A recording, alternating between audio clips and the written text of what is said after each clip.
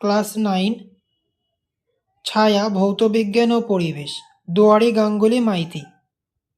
অধ্যায় 4, পদার্থ, পরমাণুর গঠন ও পদার্থের ভৌত রাসায়নিক ধর্মসমূহ।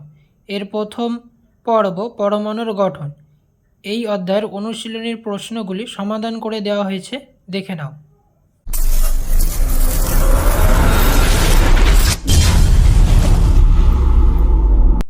বিভাগ ক, বহু বিকল্প ভিত্তিক প্রশ্ন এমসিকিউ। মান 1।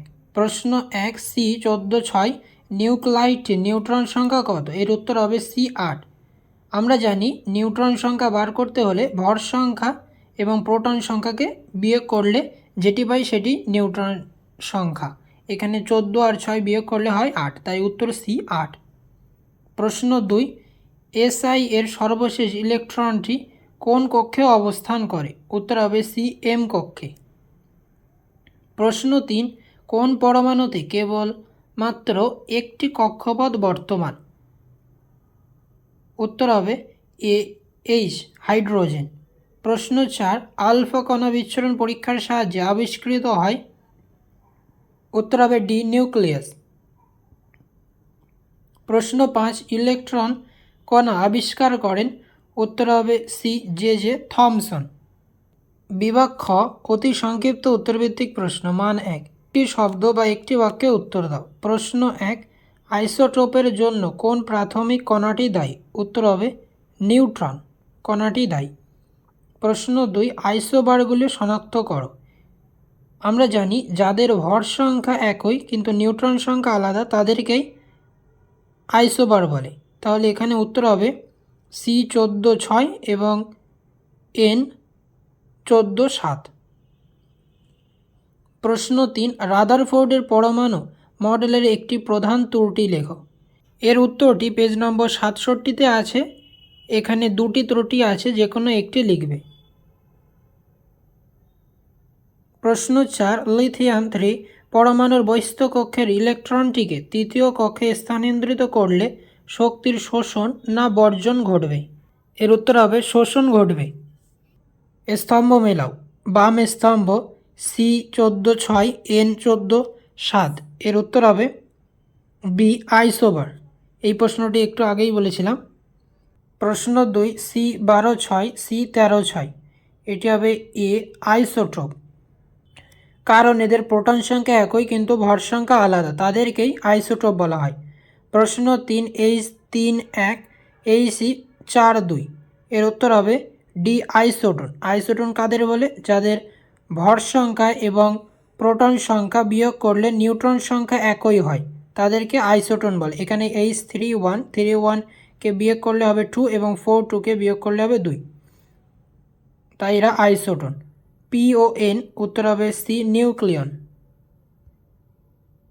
শূন্যস্থান পূরণ করো। প্রশ্ন 1, নিউট্রন বিহীন পরমাণু হলো ড্যাশ। শূন্যস্থানে বলবে সাধারণ H2, হাইড্রোজেন।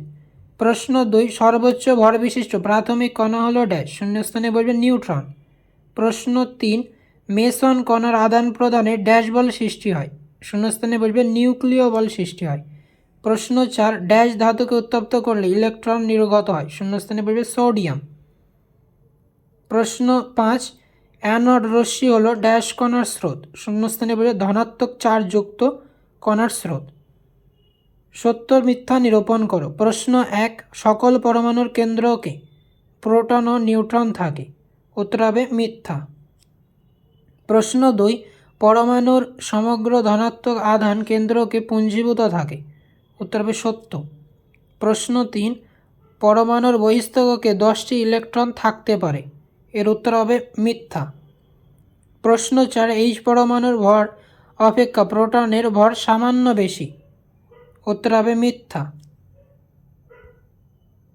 বিভাগ গ, সংক্ষিপ্ত উত্তরভিত্তিক প্রশ্ন। মান 2। প্রশ্ন 1, পরমাণু ক্রমাঙ্ক মৌলের মূলগত ধর্মের নির্ণায়ক কেন? এর উত্তর হবে মৌলের নিউক্লিয়াসে উপস্থিত প্রোটন সংখ্যাই হলো তার পারমাণবিক সংখ্যা, যা মৌলের প্রকৃতি নির্ধারণ করে। পারমাণবিক সংখ্যা পরিবর্তিত হলে নিউক্লিয়াস বহির্ভূত অংশে ইলেকট্রন সংখ্যা বদলে যায়, ফলে মৌলের ভৌত ও রাসায়নিক ধর্মাবলী বদলে যায়। প্রত্যেক মৌলের আলাদা আলাদা ভৌত রাসায়নিক ধর্ম আছে, আবার একটি মৌলের পারমাণবিক সংখ্যা নির্দিষ্ট। দুটি ভিন্ন মৌলের পারমাণবিক সংখ্যা কখনোই এক হতে পারে না, তাই পারমাণবিক সংখ্যা দিয়ে মৌলকে শনাক্ত করা হয়। এই কারণে পরমাণু ক্রমাঙ্ক বা পারমাণবিক সংখ্যাকে মৌলের মূলগত বা স্বকীয় ধর্মের নির্ণায়ক বলা হয়। এটি পেজ নম্বর 70-এ আছে। প্রশ্ন 2, সমস্থানিকগুলির রাসায়নিক ধর্ম অভিন্ন হয় কেন? এর উত্তর হবে আইসোটোপগুলি পারমাণবিক সংখ্যা সমান হওয়ায় প্রোটন সংখ্যা অপরিবর্তিত থাকে, কিন্তু নিউট্রন সংখ্যা ভিন্ন হয়। আবার আমরা জানি কোনো মৌলের পরমাণু ক্রমাঙ্ক অর্থাৎ প্রোটন সংখ্যাই হলো ওই মৌলের মূলগত ধর্মের নিয়ন্ত্রক, তাই আইসোটোপগুলি রাসায়নিক ধর্ম অভিন্ন হয়। প্রশ্ন 3, কোনো মৌলের ভর সংখ্যা বলতে কী বোঝো? এর উত্তর হবে কোনো মৌলের পরমাণুর নিউক্লিয়াসে উপস্থিত প্রোটন ও নিউট্রন মোট সংখ্যাকে ওই মৌলের ভর সংখ্যা বলে। ভর সংখ্যাকে এ অক্ষর দ্বারা প্রকাশ করলে ভর সংখ্যা এ সমান প্রোটন সংখ্যা প্লাস নিউট্রন সংখ্যা। এটি পেজ নম্বর 70-এ আছে। প্রশ্ন 4, আইসোটোপের উদাহরণ সহ সংজ্ঞা দাও। এর উত্তর হবে কোনো মৌলের বিভিন্ন পরমাণু যাদের পারমাণবিক সংখ্যা একই কিন্তু নিউক্লিয়াসে ভিন্ন সংখ্যক নিউট্রন থাকার ফলে ভর সংখ্যা আলাদা, তাদের ওই মৌলের আইসোটোপ বলে। আইসোটোপকে আবার সমস্থানিকও বলা হয়।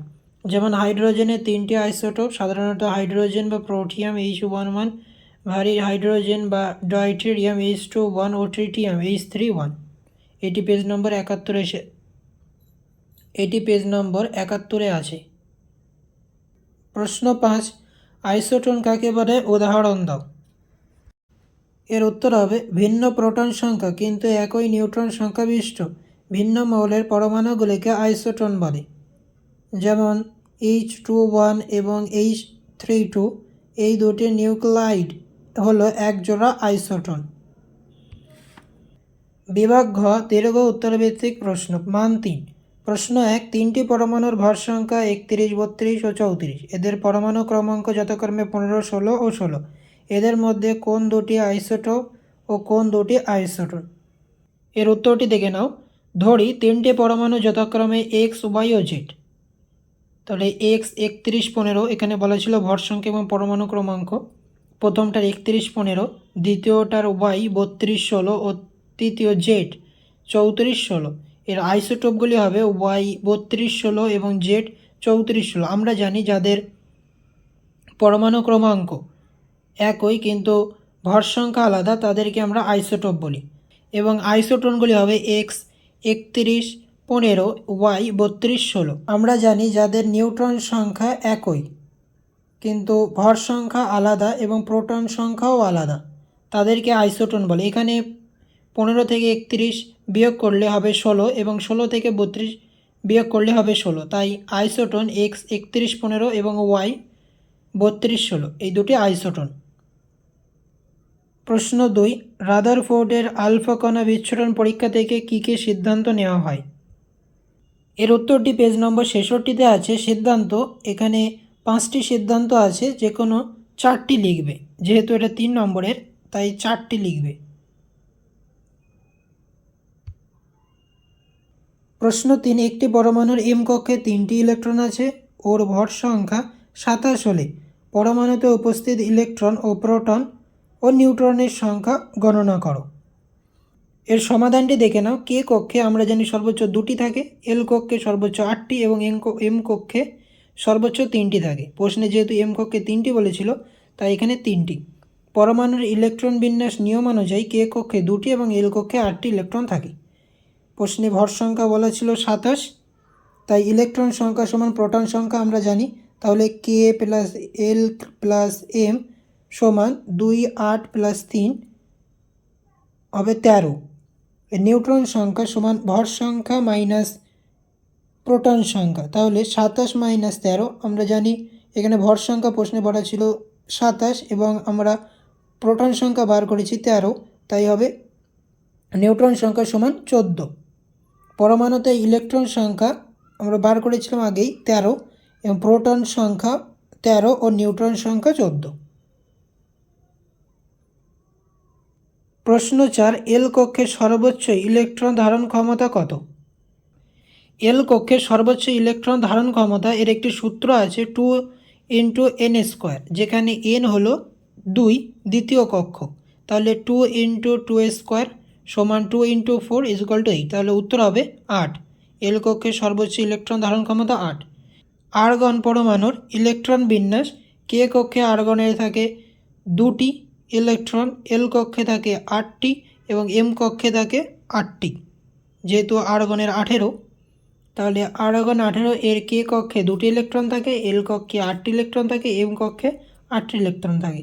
তাহলে কে সমান 2 × n² সমান 2 × 1² সমান 2, এল সমান 2 × n² সমান 2 × 2² যেহেতু এটা এন দ্বিতীয় কক্ষ সমান 8, এম 2 × n² সমান 2 × 3² সমান 18। এখানে এম কক্ষে 18 সর্বোচ্চ ইলেকট্রন ধারণ ক্ষমতা। তাহলে এর উত্তর হবে আর্গনের কে কক্ষে 2টি ইলেকট্রন থাকে, এল কক্ষে 8টি ইলেকট্রন থাকে, এম কক্ষে 8টি ইলেকট্রন থাকে। প্রশ্ন 5, বোর রাদারফোর্ড পরমাণু মডেলের স্বীকার্যগুলি লেখো। এর উত্তরটি প্রশ্ন 2 এবং 5 সেম, তাই আমি আর দেখাচ্ছি না। যেটাই স্বীকার্য সেটাই সিদ্ধান্ত, তাই আমি আর এই প্রশ্নের উত্তরটি দেখাচ্ছি না। আজকে এই পর্যন্ত। যদি ভিডিওটি ভালো লাগে অবশ্যই লাইক, কমেন্ট এবং শেয়ার করবে। আর চ্যানেলে নতুন হলে অবশ্যই চ্যানেলটিকে সাবস্ক্রাইব করে পাশে থাকবে। দেখা হচ্ছে অন্য একটি নতুন ভিডিওতে।